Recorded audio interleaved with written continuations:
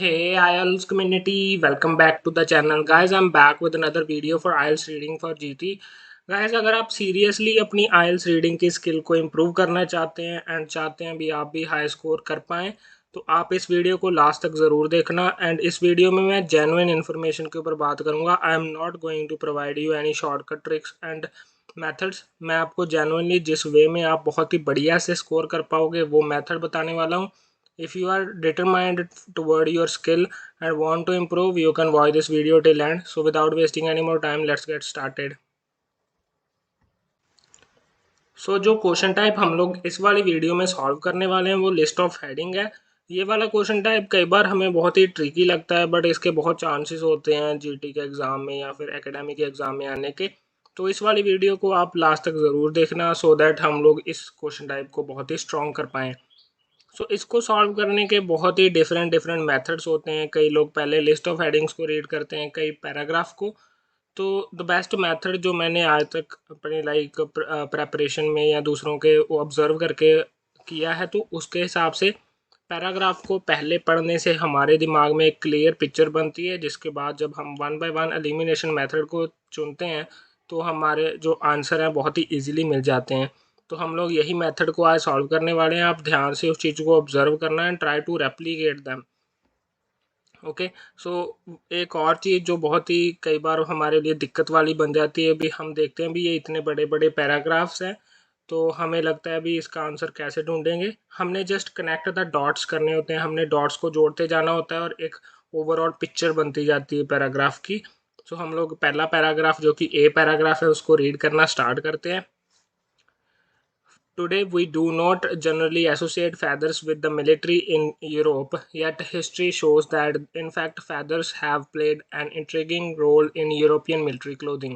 तो बेसिकली यहाँ पे ना feathers के बारे में है। अभी हम आज के समय में तो feathers को मिलिट्री में नहीं ऐड करते या समझते नहीं, अभी नहीं होगा। पर जो हिस्ट्री में है वहाँ पे दिखाता है अभी feathers है बहुत ही इम्पॉर्टेंट और इंटरेस्टिंग रोल रहा है यूरोपियन मिलिट्री क्लोथिंग में। उसके बाद इन्होंने एक आर्मी का नाम लिया है। For example, still wear a bunch of long black feathers in their hats hanging down one side. उसके बाद इन्होंने ब्रिटिश वाली एक आर्मी की कमांड का नाम लिया है, जो कि अभी भी फैदर्स को अपने लगाते हैं। The royalist in English civil war adorned their headgear with ostrich feathers. इन्होंने डिफरेंट डिफरेंट इंस्टेंसेस, देखो शुरू में उन्होंने बताया भी जो हिस्ट्री में फैदर्स ने मिलिट्री के लिए बहुत ही इंपॉर्टेंट रोल प्ले किया ये बताया। उसके बाद आगे उन्होंने दो एग्जांपल्स दिए। अभी आज के समय में दो मिलिट्रीज हैं जहाँ पे अभी भी ये चीज़ प्रिवेलेंट है। उसके बाद उन्होंने royalist in Europe English civil war adorned their headgear with ostrich feather. Historically feathers were an incredible expressive accessory for man. देखो यहाँ पे उन्होंने बोला भी ऐतिहासिक रूप से देखा जाए तो ये फैदर है ना बहुत ही एक्सप्रेसिव, एक बहुत ही इंपॉर्टेंट एसेसरी थी किसके लिए, मेन के लिए। बेसिकली यहाँ पे ये कहना चाह रहे हैं भी जो ऊपर या फिर नीचे जो भी बात करेंगे वो मेन के ऊपर बेस्ड है, कि वो लोगों के लिए फैदर्स वगैरह बहुत ही इंपॉर्टेंट एसेसरी थी, जो जैसे आज के समय में हम लोग वॉचेस वगैरह पहनते हैं वैसे ही ये चीज़ का मेंशन यहाँ पे हुआ है। ऑब्जर्व कैम्ब्रिज हिस्टोरियन, ये हिस्टोरियन का नाम है Rublack. Nobody has really looked at why this was the case, that's a story that I want to tell. ये बंदा हमें आगे वाली स्टोरी नरेट करेगा और ये कहता है भी अभी तक किसी ने इस चीज़ में नई रिसर्च की भी क्यों ये चीज़ थी। ये इसके बारे में रिसर्च करता है। Roblak is beginning to study the use of feather work in early modern fashion as part of joint project with the University of Cambridge। ये तीन यूनिवर्सिटीज़ हैं।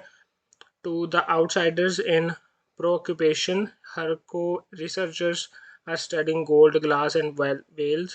Might seem surprising, yet such materials sustain significant economics and expertise। इसमें उन्होंने वो क्या approach ले रहा है या मतलब क्या वो इसमें स्टडी करने की बात कर रहे हैं और किसके साथ करने की बात, वो एक उसका प्रोसीजर बताया है। तो हमें ओवरऑल पैराग्राफ में फैदर्स की हिस्ट्री, कैसे वो लोग मतलब डिफरेंट आर्मीज में थे और कैसे ये एक बहुत ही इंपॉर्टेंट मैन के लिए पार्ट था। जब हम पैराग्राफ में डॉट्स कनेक्ट करते हैं ना, डॉट्स क्या है, डॉट्स यही तो है भी क्या पास्ट में कैसा, हिस्ट्री में क्या था।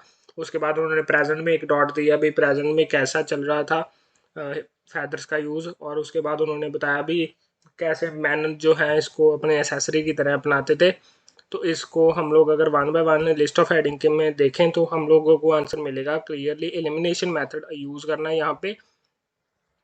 The link between feathers and a wider international awareness. Link feathers और वाइडर इंटरनेशनल अवेयरनेस की बात नहीं हुई क्योंकि उन्होंने जस्ट यूरोप के एरिया की बात की है। इंटरनेशनल में तो डिफरेंट एरियाज आ सकते हैं एंड लिंक की भी कोई बात नहीं है, सो ये एलिमिनेट होता है। And unsuitable decoration of military purpose, unsuitable की बात नहीं हुई यहाँ पे, सूटेबल या फिर मतलब एक कॉन्ट्राडिक्टरी बात हुई है। A significant rise in the popularity of feather, यहाँ पे राइज की बात नहीं, उन्होंने जस्ट एक इंस्टेंस बताया है। Growing disapproval of the trapping of birds, बात ही नहीं हुई। New approach to researching the past, new approach की बात नहीं हुई। feathers as protection and as a symbol of sophistication, no। an interesting relationship between the wearing of feather and gender, यहाँ पे exactly ये बात हुई है क्योंकि यहाँ पे देखो उन्होंने ये लाइन लगा के उन्होंने बताया historically feathers were an incredible expressive accessory for men। इसके बाद भी ये जो नीचे बात लिखी है सारी इसी बात को जस्टिफाई करती है, तो ओवरऑल यही बात है जो लिंक कर रही है, इसलिए ए पैराग्राफ का आंसर हमारा हो गया 7th। और लास्ट वाला वैसे भी नहीं क्योंकि feathers कंटिन्यूड की बात अभी तक आई नहीं, अभी तक जस्ट उन्होंने पास्ट का मेंशन किया है। Let's move on to the B paragraph. Roblak has spotted that something unusual started to happen when feathers uh, with feathers during the 16th century. In 1500s, they were barely worn at all in Europe, and 100 years later, they had become an indispensable accessory for fashionable European men. वो कह रहा है पहले तो feathers को कोई जानता पहचानता भी नहीं था, पर 1500 के बाद जो 100 साल यानी कि एक सेंचुरी के बाद जो फैदर बहुत ज़्यादा प्रिवेलेंट और बहुत ज़्यादा लाइक फेमस हो गए हैं यूरोपियन मैन के बीच में। इन prosperous trading centers, the citizens started wearing hats bedecked with the feathers from cranes and swallows। मतलब वो अलग अलग टाइप से के जो feathers का यूज़ करके हैट्स वगैरह पहनने लग गए। जो बड़े बड़े शहर थे, head gears was specially manufactured so that feathers could be inserted so more easily।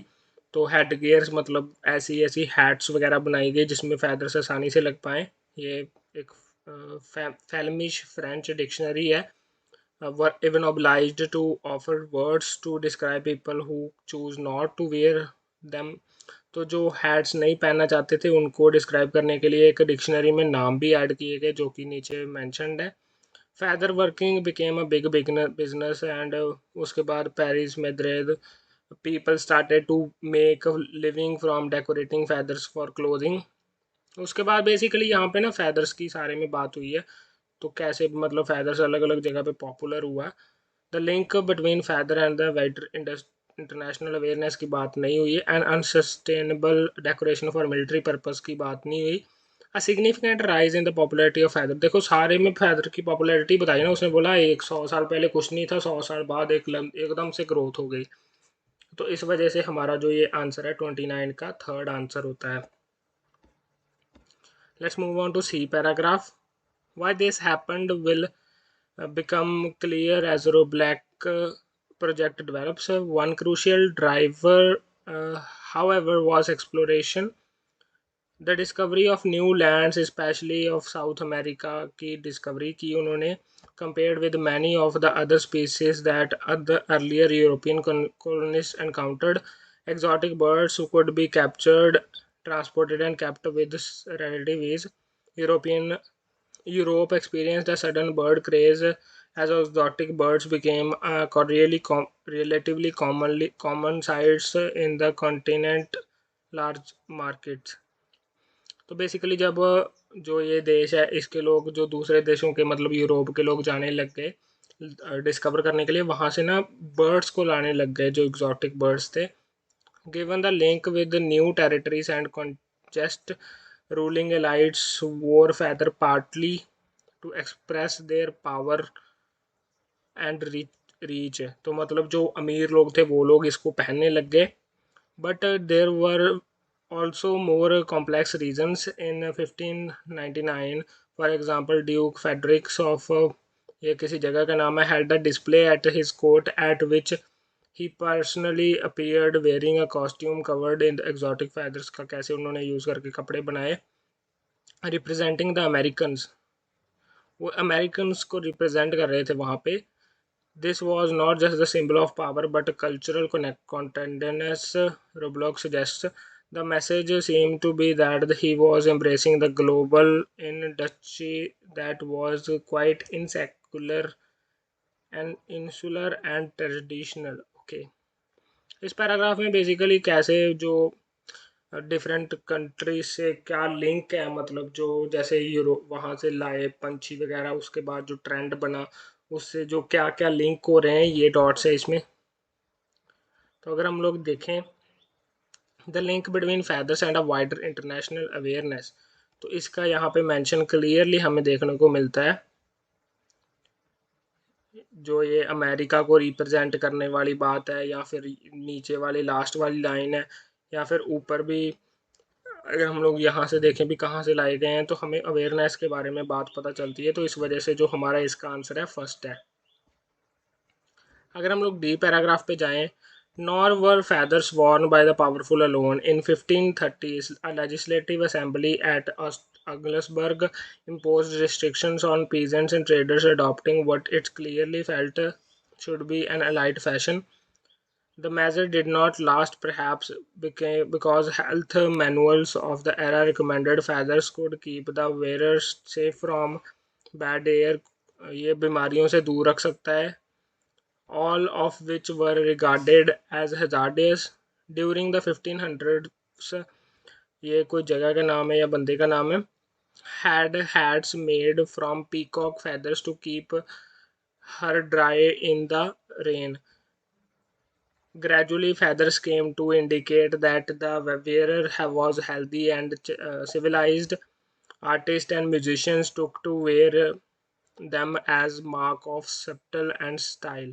So basically इस पैराग्राफ में ना बताया भी, पहले शुरू शुरू में तो ये पावर लुक लोग ही पहनते थे, पर विद टाइम मतलब इसके साथ कुछ डिफरेंट बातें जुड़ गई, जैसे कोई हेल्थ मैनुअल्स में बता दिया भी अगर ये लोग वेयर करते हैं तो बहुत ही हेल्दी रहते हैं या डिफरेंट बीमारियों से बचाता है. तो इस वजह से मतलब ये लोग ये चीज़ बहुत ही प्रिवेलेंट हुई आर्टिस्ट में, पेजेंट्स में and different parts of the people. तो अगर हम लोग देखें डी पैराग्राफ की बात हो रही है यहाँ पे, फर्स्ट का आंसर हमें पहले ही मिल चुका है. Second, an unsuitable decoration, military की बात यहाँ पे रेफरेंस ही नहीं आया तो हो ही नहीं सकता. उसके बाद थर्ड का भी हमें आंसर मिल गया था.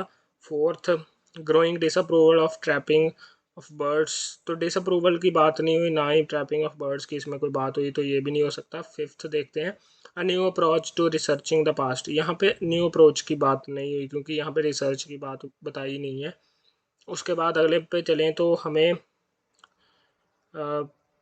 Feathers as protection and a symbol of sophistication, देखो फैदर्स एज प्रोटेक्शन मतलब वो बीमारियों से बचा रहा था, ये इसके कारण आ गया. एंड सिंबल ऑफ सोफिस्टिकेशन मतलब जो लास्ट वाली लाइन ही लिखी उन्होंने, ये इनसिक्योर एंड ट्रेडिशन नहीं, यहाँ पे लिखी है artist and musician took to wearing them as a mark of subtle and style. तो ऐसे इन कारणों से हमें दोनों बातें मिलती हैं. तो हमारा 31 का आंसर भी ये है, सिक्स्थ. तो उसके बाद ई और F paragraph I am giving you as a homework, आप लोग यहाँ पे इसको रीड कर सकते हैं एंड उसके बाद आप लोग इसको यहाँ से मार्क आउट करके कमेंट कर सकते हैं. I will respond back to you and try to answer it.